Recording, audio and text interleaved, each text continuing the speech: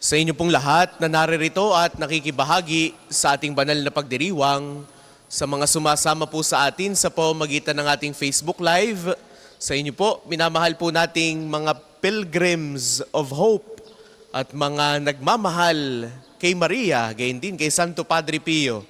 Magandang umaga po sa inyong lahat.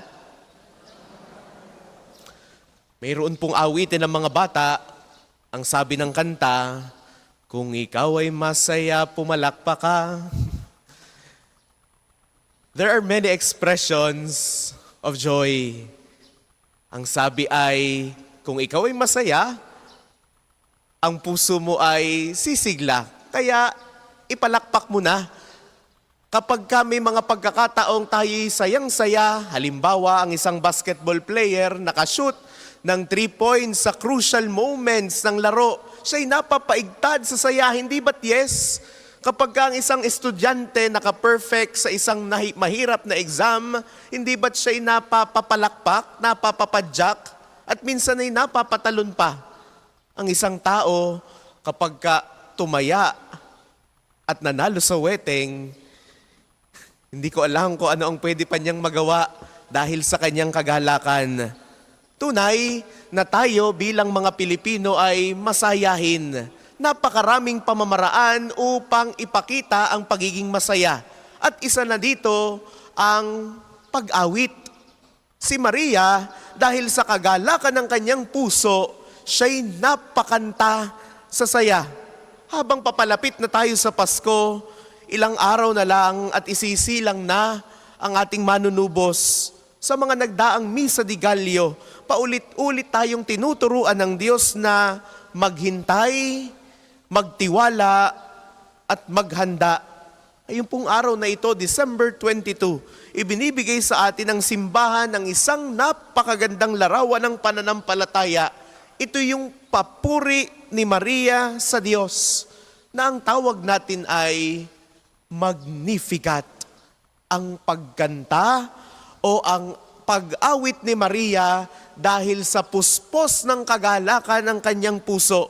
At hindi lamang ito basta awit, hindi lamang ito basta liriko ng tula, ito ay patotoo na ang isang pusong lubos na nagtitiwala sa Diyos ay natural na masaya. Si Maria ay isang batang babae, mahirap, walang kapangyarihan, wala namang yaman. Sa mata ng mundo, wala siyang kayang ipagmalaki. Ngunit sa mata ng Diyos, siya ipinili. Bakit? Dahil sa kanyang kababaan ng loob. Hindi niya sinabing, ako ay magaling. Hindi niya sinabi ako ay kalugod-lugod o ako ay dakila. Sa halip, ang sinabi niya ay ang puso ng Diyos ay dakila o ang Diyos ay dakila. Kaya siya ay pinagindapat ng Diyos. Kaya mga minamahal kong kapatid, napakalinaw ng mensahe ng Ebanghelyo para sa araw na ito. Ang Diyos ay kumikilos sa buhay ng mga mapagpakumbaba at ang Diyos ay lumalapit sa mga marunong magtiwala. Hindi sa mayabang. Sa awit ni Maria, sinasabi niya na itinataas ng Diyos ang mga hamak at ibinababa ang mga palalo. Hindi ito tungkol sa paghihiganti. Ito ay tungkol sa katarungan ng Diyos. Ang Diyos ay Diyos na nakakakita ng luha. Ang Diyos ay Diyos na nakakakita ng pagod, ng mga tahimik na pagsasakripisyo, lalo na ng mga simpleng tao. Kaya mga minamahal kong kapatid, tanungin natin ang ating mga sarili, ngayong Misa di Gallio, may puwang pa ba ang Diyos sa aking puso? O puno na ito ng reklamo? Puno na ito ng inggit? Puno na ito ng pagiging mapagmataas? Marunong pa ba akong magpasalamat kahit kulang? Kahit kakaunti ang tinatanggap nating biyaya? Insan kasi, parang kabaliktaran ng awit ni Maria ang nangyayari sa ating buhay. Kapag may biyaya, nakakalimot tayo. Nagpapakasasa tayo, nagsasaya tayo dahil sa mga material at makamundong bagay. Kapag may problema naman, nagrereklamo. Kapag may tagumpay, inaangkin. Kapag may kabiguan, sinisisi natin ang Diyos. Ngunit itinuturo sa atin ni Maria na ang tunay na kagalakan ay hindi galing sa dami ng mayroon tayo, kundi sa Diyos na kasama natin. Mga minamahal kong kapatid, ang Misa de Gallo ay hindi lamang tungkol sa pagbangon ng maaga. Hindi lamang ito basta tradisyon.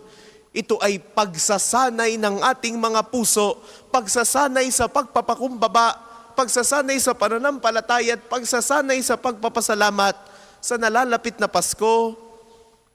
Baka hindi naman perpekto ang ating mga handa.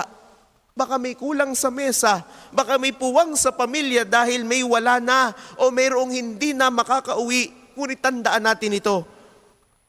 Hindi sa palasyo isinilang ang ating Panginoong Hesus, kundi sa isang hiram na sabsaban. Hindi sa isang mayaman unang ipinahayag ang mabuting balita, kundi sa mga simpleng pastol, mga simpleng tao. Ibig sabihin, kahit simple ang buhay, pwede tayong maging masaya. Kahit simple ang buhay, pwede tayong dalawin ng Diyos. Sa huli, tandaan natin si Maria. Dalhin natin ang lahat. Ang saya, ang pagod, ang takot, ang pag-asa, at ang lahat ng ito ialay natin sa Diyos ng may buong pagtitiwala.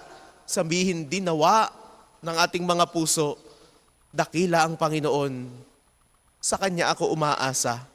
Mga minamahal kong kapatid, kung magagawa natin ito, tunay na magiging makabuluhan ng pating Pasko, hindi lamang basta masaya, kundi puspos ng pananampalataya.